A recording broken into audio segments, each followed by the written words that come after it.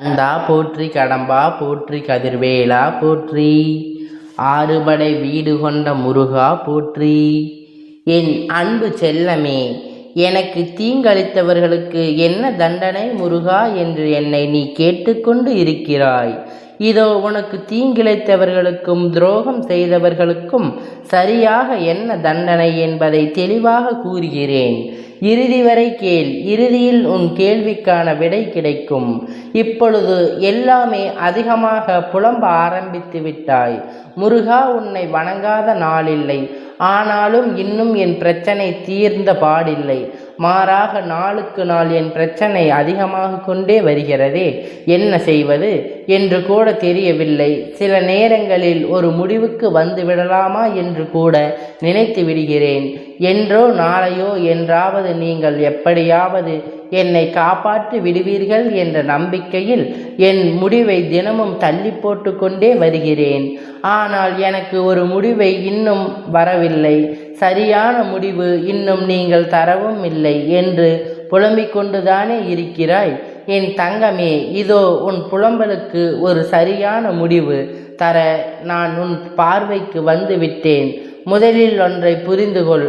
உனக்கு எந்த அளவிற்கு உன் மீது நம்பிக்கை இருக்கிறதோ அந்த அளவிற்கு தான் உனக்கு கிடைக்கின்ற பலனும் இருக்கும் என்பதை நினைவில் வைத்துக்கொள்.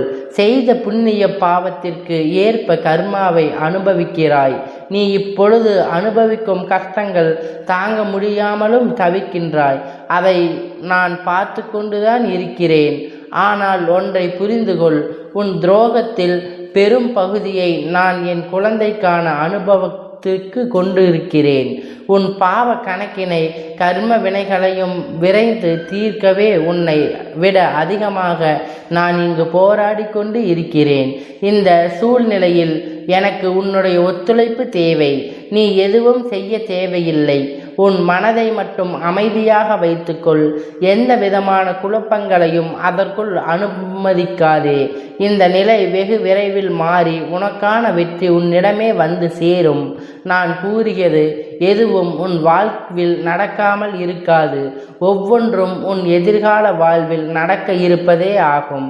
நான் முன்கூட்டியே உன்னிடம் தெரிவித்து கொண்டிருக்கிறேன். இதுவரை நான் உனக்கு கூறிய என் வாக்குகள் ஒன்றுவிடாமல் உன் வாழ்வில் நல்லதாகவே நடந்து இப்பொழுது நீ உன் உழைப்புக்கு உண்மையாக இரு. உன் உண்மையான மதிப்பு தெரியாத மனிதன் மிருகங்கள் மத்தியில் அகப்பட்டு கொண்டு தவிக்கிறாய். கவலை வேண்டாம் செல்லமே, அங்கு நான் உன்னோடு தான் இருக்கிறேன்.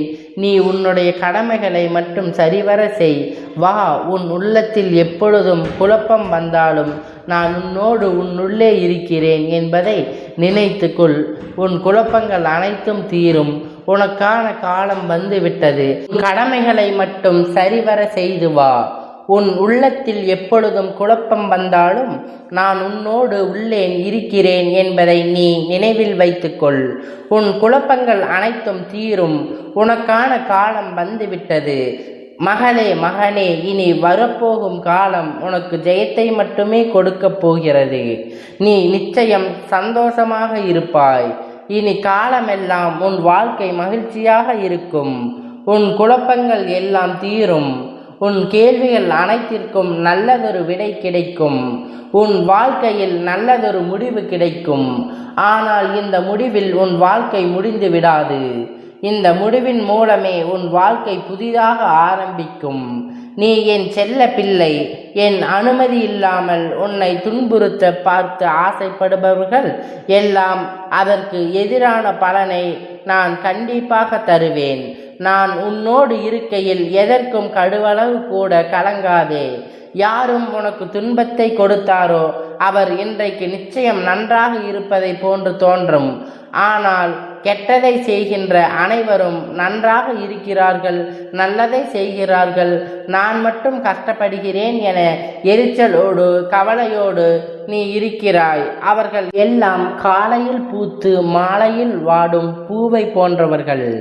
இப்பொழுது உள்ள மேன்மையில் இருந்து கீழே தள்ளப்படுவார்கள். நீயோ விருட்சத்தை போன்றவன். நீ ஆழ வேரூன்றி நிற்பாய். அநேகம் வேறு உன்னை மாற்றி சென்றாலும் அயர்ந்து போகாதே. எத்தனை இழப்புகள் வந்தாலும் சோர்ந்து போகாதே. நான் ஆழமாக வேர்விட்டு இருக்கும் விருட்சம் என்று சொல்லிக்கொள். நீ மலர்களை மட்டுமல்ல கனிகளையும் தருவாய். அதன் மூலம் வருகின்ற நன்மை பலருக்கும் பயனாக இருக்கும். நம் என்கின்ற கஷ்டப்படுவதைப் போலத்தான் நமக்கு துரோகம் அளித்தவர்கள் ஒரு நாள் துன்பத்தை அனுபவிக்கப் போகிறார்கள் என்பது உனக்கு சரியாக தெரிந்துவிட்டால் நிச்சயம் அவர் மீது கோபப்பட மாட்டாய். அவர்களுக்காக நிச்சயம் பரிதாபப்படுவாய். இன்று நான் நாளை நீ என்று சொல்லிக் கொள்வாய் என்று தவறியலை பார்த்து கொள்ளும்போது இவரும் தண்டனைக்கு தயாராகிறார் என்பதை தெளிவாக தெரிந்து அவருக்கான பரிதாபப்படு.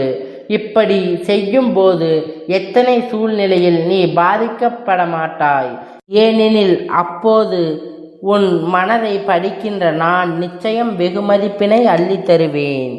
யாராக இருந்தாலும் உன் துன்பங்களை அவர்கள் கரைத்து கொண்டு இருக்கிறார்கள். உன் கர்மாக்களை அவர்கள் ஏற்றுக்கொண்டு இருக்கிறார்கள். அவர்கள் காணாத தண்டனையை அவர்கள் அனுபவிக்கும் காலத்திலேயும் கூட அவர்களை பார்த்து நீ ஏளனம் செய்யாதே. அவர்கள் செய்கின்ற தவறை நீயும் செய்து விடாதே. அவர்களை பார்த்து இரக்கப்பட்டு விட்டு அப்பொழுது நீ கூட உன்னால் முடிந்த உதவிகளை அவருக்கு செய்து வா. இவ்வாறாக உன் மன பக்குவப்பட்டு விட்டால் அதற்கு மேலாக உனக்கு எல்லா புண்ணிய கணக்குகளும் பல மடங்காக உயரும். எப்பொழுதும் யார் மீதும் கோபப்படாதே. எல்லோர் மீதும் அன்பையே விதைத்து கொண்டு வா.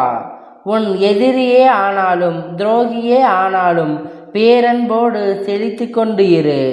இவ்வாறாக உன் மனப்பக்குவப்பட்டு விட்டால் நன்மையை தவிர வேறு எதுவும் உன்னை நெருங்காது. நான் இங்கு பல்வேறு மன உளைச்சல்களிலும் கஷ்டங்களிலும் தவித்து கொண்டு இருக்கிறேன். ஏனப்பா நீங்கள் என்னை ஏறெடுத்து பார்க்கவில்லை என்று என்னை நோக்கி நீ கதறுவதை நான் பார்த்து கொண்டுதான் இருக்கிறேன். நான் நினைத்து தவிப்பதை நான் பார்த்து கொண்டுதான் இருக்கிறேன். நீ என்னை அறிய முன்பாகவே நான் உன்னை அறிந்தவன். நீ உனது தாயின் கர்ப்பத்துக்குள் வருவதற்கு முன்பே உன்னை பற்றிய விவரங்கள் அனைத்தையும் எனக்கு தெரியும். நான் உருவாக்குவதற்கு முந்தியவன். எனக்கு துவக்கம் என்பதை எப்போதும் இல்லை, அப்படியே முடிவும் என்பதும் இல்லாதது. நீ முதலாக என்னால் படைக்கப்பட்டது. முதல் கர்ம வினையாக எடுக்கின்ற ஒவ்வொரு பிறவியும் நான் அறிவேன். இந்த பிறவியும் இனி வரும் பிறவியும் கூட நான் அறிவேன். நான் வெறும் விக்கிரகமோ சிலையோ அல்ல என்று முழு சரீரத்திலும் பேசாமல் போனாலும் சகல இடங்களிலும் வியப்பித்து உனக்காக நான் உலாவிக் கொண்டுதான் இருக்கிறேன். என்னை சர்வ சாதாரணமாக நினைத்து விடாதே. உன்னை காக்கின்ற பிரதீப வாயு நான் தான். உன்னை துக்கத்திலும் நீ அழும்போதும் துடைக்கும் கைகளும் நான் தான். உன் மனம் சற்று தோற்று கொள்ளும் போது கருமத்தின் தீவிரத்தை இதுவரை நான் அனுமதித்ததே இருந்தது கிடையாது. அதே போலத்தான் இனி அது நடக்கவும் நடக்காது.